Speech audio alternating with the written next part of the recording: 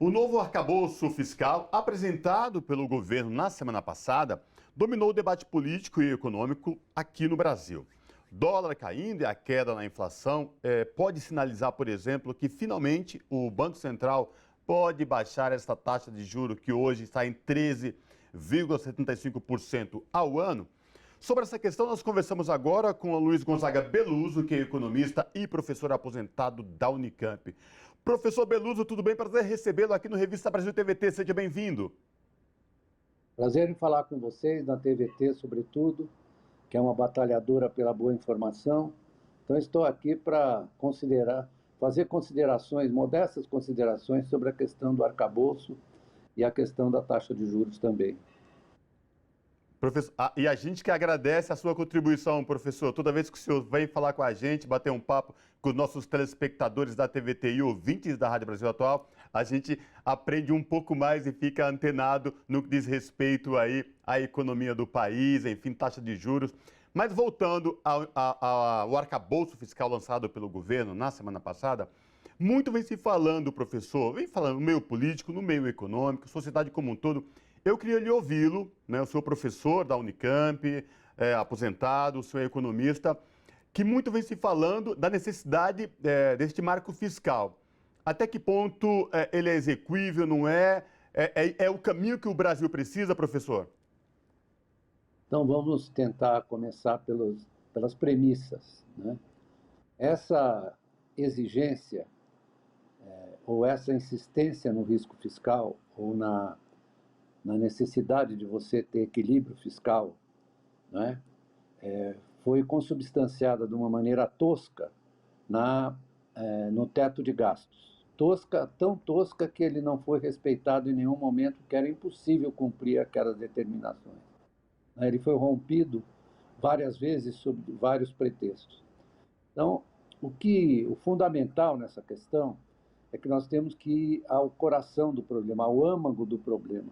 Qual é o âmago? O âmago dessas propostas é você conter a expansão do Estado enquanto agente econômico, enquanto investidor, enquanto garantidor da sobrevivência das pessoas que estão em situação de carência, de dificuldades, etc. Então, é uma forma de se bloquear a ação do Estado.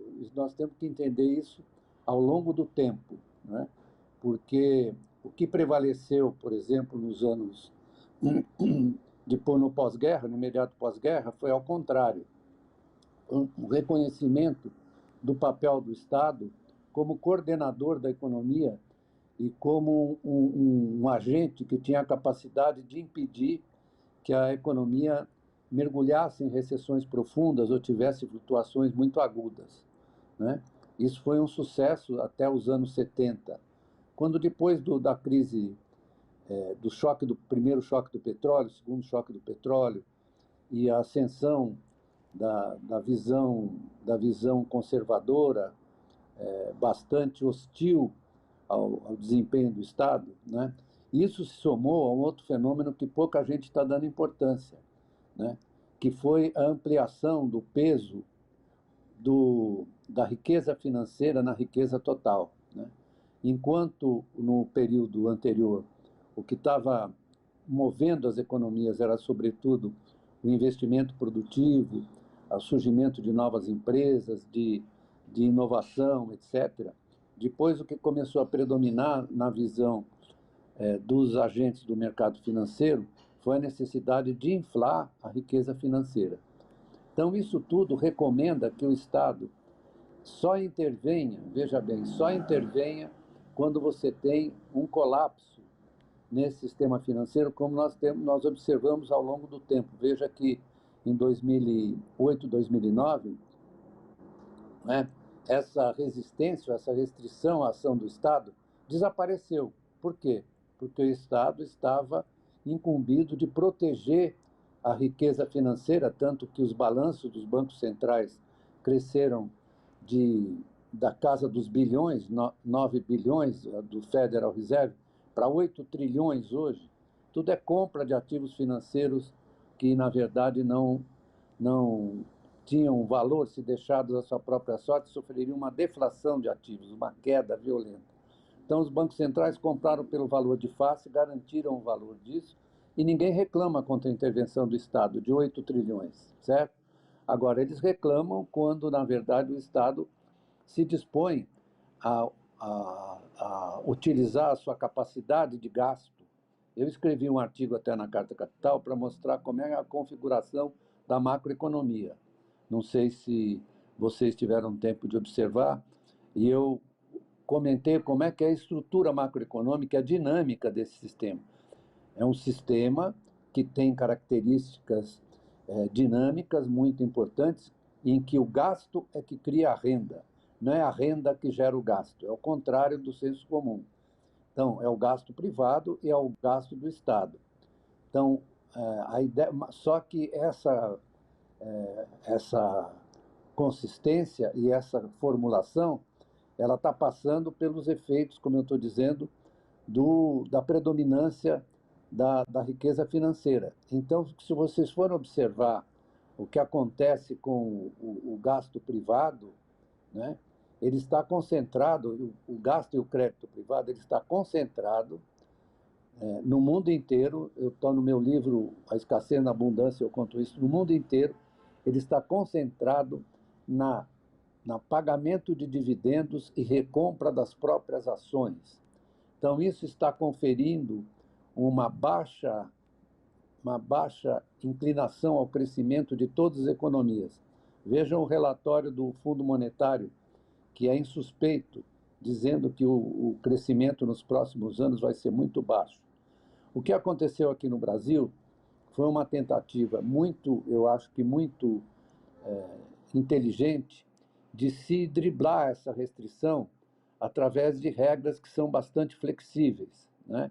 É isso que o governo está tentando fazer e que recebeu, assim, condenação por parte da direita e uma certa incompreensão por parte da esquerda. Professor, então gostaria que o senhor pudesse falar agora um pouco sobre a sua avaliação desse arcabouço fiscal apresentado pelo governo federal e se o senhor puder pincelar duas questões que há no arcabouço sobre a previsibilidade e a temporalidade dele, que parece que são elementos importantes dessa proposta.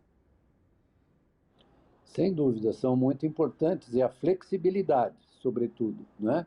Porque os coeficientes que estão colocados nas várias dimensões do gasto fiscal, eles são muito flexíveis. Então, é possível, por exemplo, ter uma coisa que pouca gente está falando, que tem um piso para o investimento. Isso é muito importante, ter um piso para o investimento, porque nunca o investimento público foi tão baixo no Brasil como depois do teto de gastos e do governo Bolsonaro. Ele está num nível muito baixo, né? Tanto que tem várias obras que estão inacabadas, mas isso oferece uma oportunidade para você retomar o gasto de investimento e flexibilizá-lo e responder àquilo que o governo quer apresentar como caráter anticíclico do arcabouço fiscal. O que é o caráter anticíclico? É uma coisa que obriga, é uma regra que obriga você a mudar a composição do gasto na medida em que a economia vá evoluindo de uma certa maneira. Por exemplo, se você está num período de crescimento muito robusto, eu não gosto dessa palavra robusta, muito forte, muito exuberante, o governo tem que moderar seus gastos, porque o setor privado está realizando isso. Em contrapartida, quando a economia desacelera ou entra em recessão, é preciso que o governo...